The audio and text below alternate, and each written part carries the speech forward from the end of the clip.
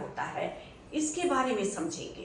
क्या हम ये समझ पाते हैं जब जन्म कुंडली को हम मिलान करते हैं कि दो आत्माओं के बीच में जो एनर्जी बन रही है वो भी संतुलित होना चाहिए, तभी वैवाहिक जीवन में सामंजस्य की स्थितियां होती हैं, अच्छे ट्यूनिंग की स्थितियां होती हैं। एक दूसरे के साथ वो आत्माएं एक दूसरे के विपरीत परिस्थितियों में सहजता के साथ, सुदृढ़ता के साथ दृढ़ संकल्पित होकर के खड़ी होती हैं। जब दोनों आत्माओं का मानसिक और आत्मिक तालमेल बन रहा हो तभी। दो लोगों का मिलना ही बहुत बड़ी बात नहीं होती है, इनके बीच में ग्रहों का संतुलन ही ये बताता है कि इनका वैवाहिक जीवन दीर्घकालिक होगा या नहीं।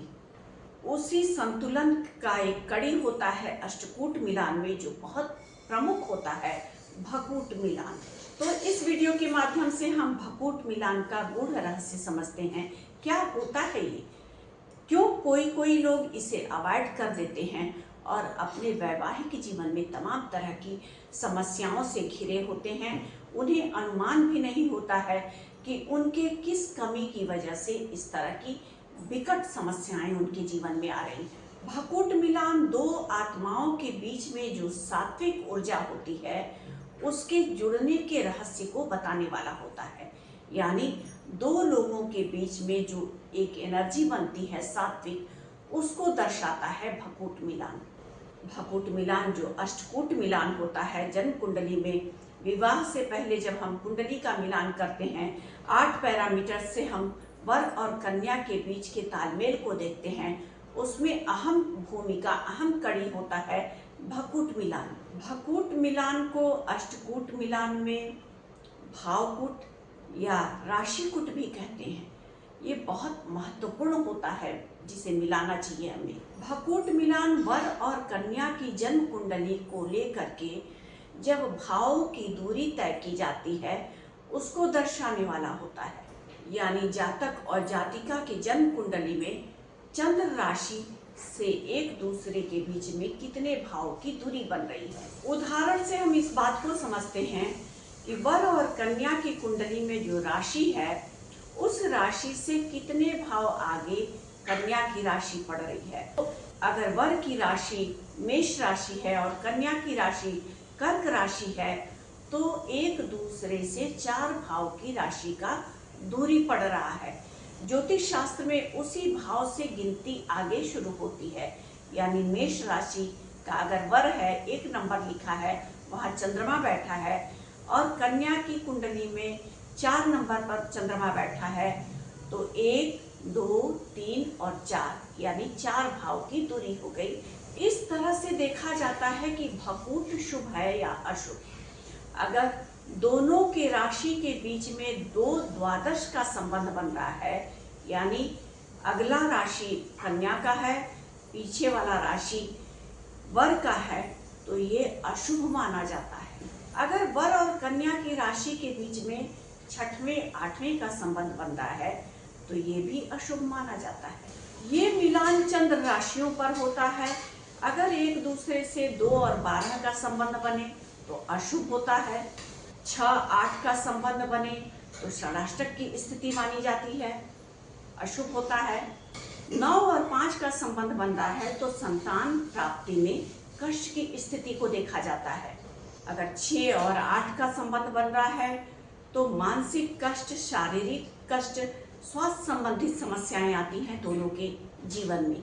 अगर 2 और 12 का संबंध बन रहा है तो आर्थिक हानि की स्थितियों को दिखाता है ये भकूट। अब यहाँ पर हमें चंद्रमा की स्थिति को नवांश में भी देखना चाहिए और साथ ही सप्तम भाव में जो राशि संख्या लिखी है उसके स्वामी ग्रह की स्थिति नवांश में भी चेक करना चाहिए।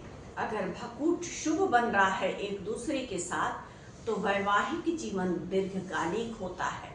भकूट के साथ साथ सप्तम और सप्तमेश की स्थिति को भी जन्म कुंडली में निश्चित तौर पर चेक करना चाहिए, और कन्याओं की कुंडली में देवगुरु बृहस्पति को और पुरुषों की कुंडली में शुक्र की स्थिति को देखना चाहिए। भकूट अगर शुभ होता है तो मानसिक संतुलन, आर्थिक संतुलन और संतान प्राप्ति में सुख की स्थिति आती है। भकूट मिलान जब हम अष्टकूट मिलान के दौरान करते हैं तो हमें पता चलता है कि ये विवाह दीर्घकालिक होगा या नहीं। भकूट मिलान कर्म के बंधन को दिखाता है कितना मजबूत है। भकूट मिलान से हमें पता चल जाता है कि एक दूसरे के जीवन में जब विपरीत की स्थितियां आएंगी तो ये एक दूसरे के सहयोगी बनेंगे या नहीं। यानी भकूट मिलान बता देता है कि कर्म बंधन मजबूत है या नहीं, क्योंकि दो लोगों का विवाह कार्मिक बंधनों से भी जुड़ा होता है। तो अष्टकूट मिलान के दौरान हमें भकूट मिलान को अवॉइड नहीं करना है। चंद्र राशियों के आधार पर ही भकूट का मिलान होता है। ज्योतिष शास्त्र एक विज्ञान है, एक महत्वपूर्ण विज्ञान जो व्यक्ति के अंदर की एनर्जी को दिखाने वाला होता है। जब दो लोग विवाह के बंधन में बनते हैं तो उनके बीच में कैसी एनर्जी क्रिएट होगी एक दूसरे के साथ सामंजस्य बनाने के लिए, इसको हम देखते हैं ज्योतिष शास्त्र में अलग तरह के पैरामीटर्स से। वर और वधू के बीच के अनुकूलता को दिखाने वाला होता है भकूट मिलान। तो जब भी हम जन्म कुंडली का मिलान करें किसी के विवाह से पहले तो भकूट को हमें अवॉइड नहीं करना है, क्योंकि अगर भकूट मिलान नहीं है तो व्यक्ति के जीवन में आर्थिक समस्याएं, स्वास्थ्य संबंधित समस्याएं, संतान को लेकर के समस्याएं, बहुत तरह का मानसिक द्वंद्व और मानसिक परेशानियां आने वाला होता है। बहुत तरह की मानसिक परेशानियों को दिखाता है जब जन्म कुंडली में भकूट दोष होता है। तो इस दोष को बड़ा दोष मानते हैं, इसीलिए इसे कभी भी अवॉइड नहीं करना चाहिए। आज के लिए बस इतना ही। हमने अष्टकूट मिलान में इस वीडियो के माध्यम से भकूट के बारे में विस्तृत तौर पर जानकारी प्राप्त की। अगर आपको हमारा वीडियो पसंद आया हो तो हमारे वीडियो को लाइक करना ना भूलें और हमारे चैनल को सब्सक्राइब करना बिल्कुल भी ना भूलें। धन्यवाद।